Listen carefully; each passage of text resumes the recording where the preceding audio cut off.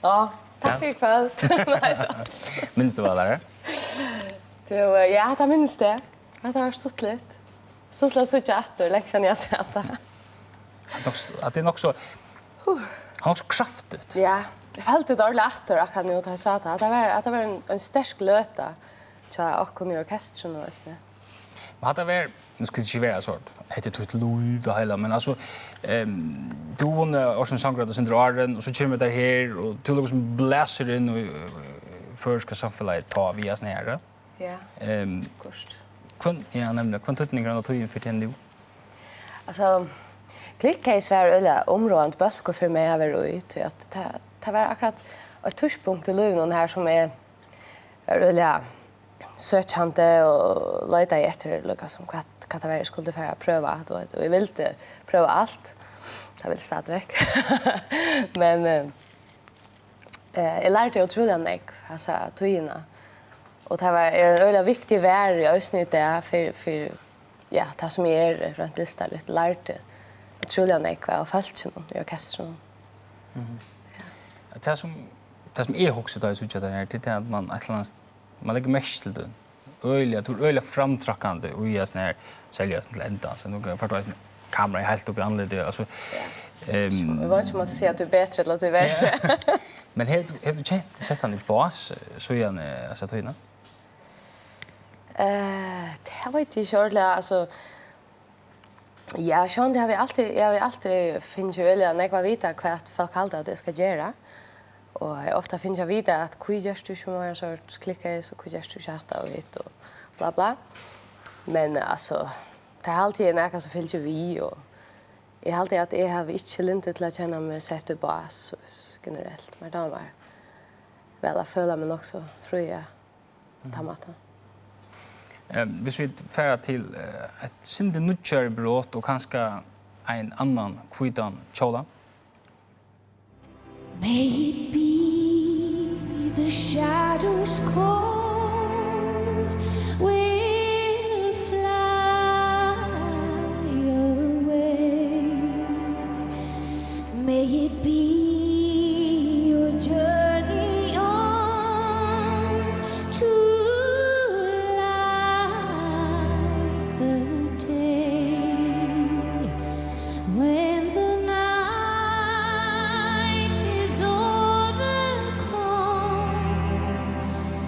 you may rise to find the sun.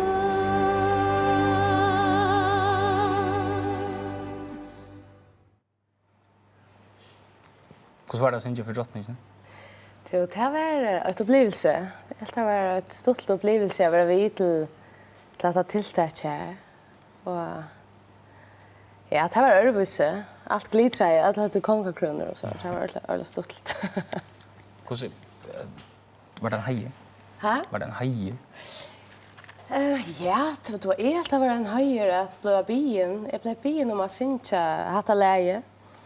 Det var i samband med att drottningen hade tecknat några mynter till Lord of the Rings sövna och så skulle jag synka lä från filmen som ja.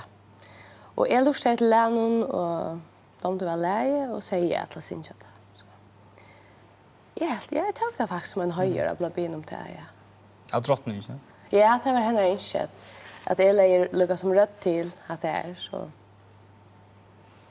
Kan du inte det? Ja, det var verkligen flott.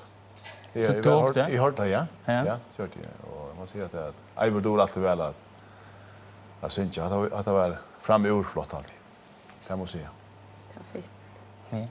Vet du hver drottningen lagt mest til det?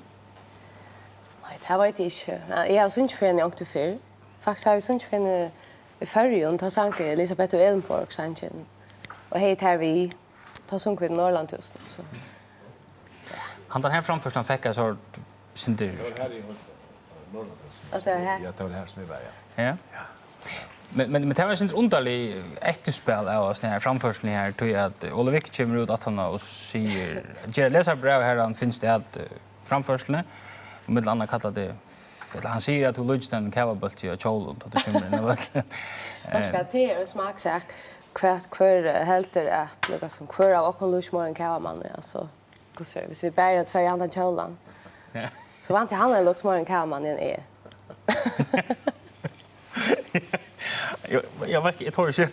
Men lugga mig. Vi ska inte prata det här. Nej, men hur upplevde du det? Allt det här? Ja. Ja, jag var faktiskt stött i Island. Jag skulle flytta till Island dagen efter och jag skulle direkt kasta mig ut och skriva tonlag till ett duckelöjkhus som blev vurst här. Så. Men jag får luggen av Facebook och jag läser så begynner jag läsa och jag må ärligt inrömma att jag läste inte livet. Att man damer inte att eller röjn jag oftast att låta vara vid att läsa sort. Särskilt att det som jag förnämmer på en av er så negativt lata och helt av vilja. Så ja. Det är ju körligt näka gott att jag var med. Men till att jag läste. Så. Men läste du vidare? Nej, faktiskt inte. Jag gavst, men jag faktiskt finner jag vita så är det klunda vad det handlar om från vinnen och känningen. Det blev en sån kulturkamper också. Så det var som de som halta vid Eivør, de får ut och vart i Eivør och så var det Ötlinen som Mättan som på klantrast. Ja, och så var det mig som ville visa ja, men Olle Wick har reisen rätt ett eller annat. Det är nämligen vad det är. Att det är. Hur var du mitt i Ötlinen? Jag falt tror jag syns att det blev brukt som vapen på en kramat här. Men jag har alltid ösen till att öll har typ bättre rätt att se som mening. Och det är väl Gerard ösne. Och det är Olle Wick ösne. Det har vi ösne. Och alltså du bättre kunde vi det, men jag hade bara att det var synd och fantastiskt. Och då jag läste så blev faktiskt synd chat. Men jag kom ut också kött. Och det som man säger till mig själv det var ett manna. Ja. Men du har ju vita från då blev vad du rattlat där och vi kunde ta ett klipp att träd. Det är från sommarsändningen på Salt och i halten och jag Salt. Climb every mountain, search high and low. Eivør Polstøtter har alltid haft over for å synge. Langt 13 år gammel vann Eivør kappingen av Orsens sangkrød, og eisne kjenner vi til henne som sangkara og i popbølgen og klikkheis. Typ så.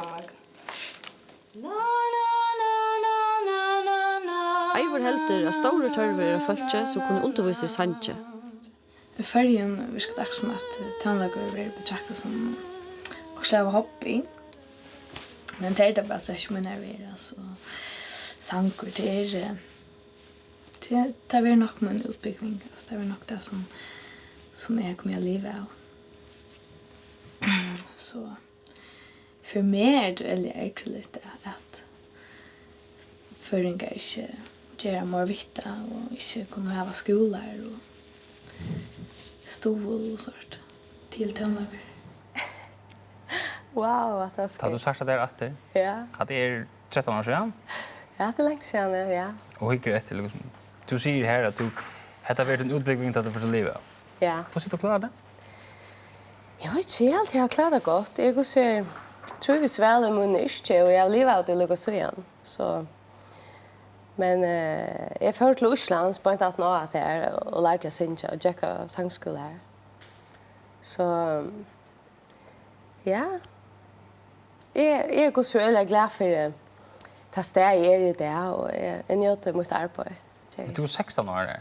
Ja. Och det är nog alltså 16 år tar sig folk allt möjligt där. Ja, det säger man allt möjligt. Men jag säger sig också allt möjligt om allt möjligt, men akkurat hatta visste jag har alltid vetat att det var det här jag skulle göra. Så här har vi allt nivast. Ett annat som du säger är lite bråten här till att du också om tonlag och om att det är inte nog av skolan och folk som stolar tonlägare. Att det här är tidigare det är sån bild som vi har tagit upp på förskon tonlägare. Hur är först tonlägare sammanborde vi ta? Jag har alltid att det är reella nekverhet. Det är sista åren, 2 åren i förskon tonlägare. Det är så reella, otroliga nekv flott lista folk i Føroya som klarar sig otroligt väl. Och det är alltid fantastiskt att tonlägaren blomstrar och det är nek som är vitt att göra det. Bäge mättnarlönnen och ösna festivaler och det att landet stolar listafolket. Det ger samhället en rykare. Det mun inte alltså och det är väldigt viktigt och det är till det ena som kan göra det att listen och tonlökren kan blomstra. Du etterlyser i dessa samrunde stol, tonlökarskolan. Helt du det hänt någon ekvas nöjsten? Nej, det är inte ordentligt hänt. Kanske är det också hänt, men det är inte en ölen ekva hänt och i tonlökarskolan det är det inte. Och det hoppas jag att ångte för att hända till dem vi sankundervisningssort. Men det var ju att det är mer att det inte lite det att jag få undervisning det är det. Men det kunde gott vara bättre. Alltid. Särskilt då ute av bygd och så där. Eivør, du arbeider... en Leo fløva som du kjørste? Ja, jag har gjort en flöv och jag arbetar faktiskt allt sista år. Vi att skriva lö och så får jag studio här i Føroya och ta upp och jag har akkurat mixarna lite. Och kommer ut i sommar, sent i sommar. Vad heter du? Hon faktiskt inte finns namn än, men det kommer. Det skulle komma till mig än, men det är faktiskt en flöva som jag har tillanka pappa min som är mist i fjör.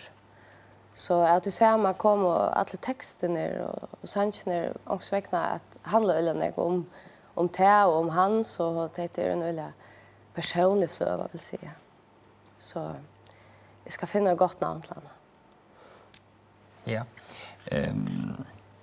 Vi färra att höra ett läge och så flöden mot flöden. Men om vi färra att det första läge